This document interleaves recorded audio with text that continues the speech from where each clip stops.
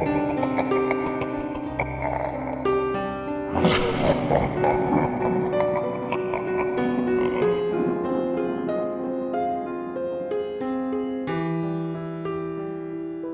علیکم مائی YouTube family, آپ سبھی سننے والوں کو میرے چینل ہارر ٹی وی پہ ویلکم۔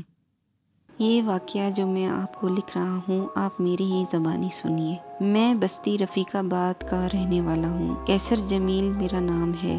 گاؤں کے لوگ گندم کی کٹائی میں مصروف تھے۔ گندم کی بالیوں کو لوگوں نے کھیتوں میں مضبوطی سے باندھ رکھا تھا تاکہ دوسرے دن گندم نکالنے والی مشین لگا سکیں۔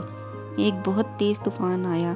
طوفان نے گاؤں کی ساری زمینوں کو اپنی لپیٹ میں لے لیا۔ طوفان اتنا تیز تھا کہ ارد گرد کے بہت سارے درخت گر پڑے اور لوگوں کی گندم کی بالیاں اڑ کر دور دور تک جا گریں۔ صبح کے لوگ کھیتوں کی طرف چل پڑے تاکہ وہ دوبارہ گندم کی بالیوں کو اٹھا سکیں۔ میں بھی اپنی زمینوں کی طرف چل پڑا۔ وہاں میں نے کچھ دیر کام کیا اور پھر پانی پینے کے لیے ٹیوب ویل کی طرف چلنے لگا۔ اچانک مجھے کھیتوں کی طرف سے رونے کی آواز سنائی دی۔ میں نے ارد گرد دیکھا لیکن مجھے کوئی نظر نہ آیا۔ رونے والی کی آواز بہت پیاری تھی، جیسے کوئل یا پھر جیسے کوئی پنچھی جدائی کے لیے گیت گا رہا ہو۔ اس کے رونے کی آواز میں بہت درد تھا اور اتنی غمزدہ آواز میں نے آج دن تک اپنی زندگی میں کبھی نہیں سنی تھی۔ میں پاگلوں کی طرح آواز کے پیچھے بھاگنے لگا اور کہنے لگا، اللہ کے لیے مجھے بتاؤ کون رو رہا ہے؟ جو بھی ہے میرے سامنے آئے۔ تم روتی ہو تو تمہارے رونے کی وجہ سے میرے دل کے تارے کانپنے لگتے ہیں۔ پھر میں دوسری جانب چل پڑا۔ اچانک میری نظر گندم کی بالیوں کے ڈھیر پر پڑی، جہاں ایک خوبصورت پری گھٹنوں میں سر دیے بچوں کی طرح بلک بلک کر رو رہی تھی۔ اس کے اتنے خوبصورت پر تھے اور چمکدار تھے، جس کی طرح تتلیوں کے پروں کو ہاتھ لگانے سے ان کے رنگ بھر جاتے ہیں، اسی طرح خوبصورت پری کے بہت نرم و نازک تھے اور ایسا لگ رہا تھا کہ ان کو ہاتھ لگایا تو ان کے ساتھ رنگ بکھر جائیں گے۔ میرے دل میں خیال آیا، یہ ننھی پری رات کے طوفان میں اپنی ہمجولیوں سے بچھڑ گئی ہے یا پھر کسی جن نے اس کو یہاں چھوڑ دیا ہے۔ میں نے ہمت کی اور اس کے پاس چلا گیا۔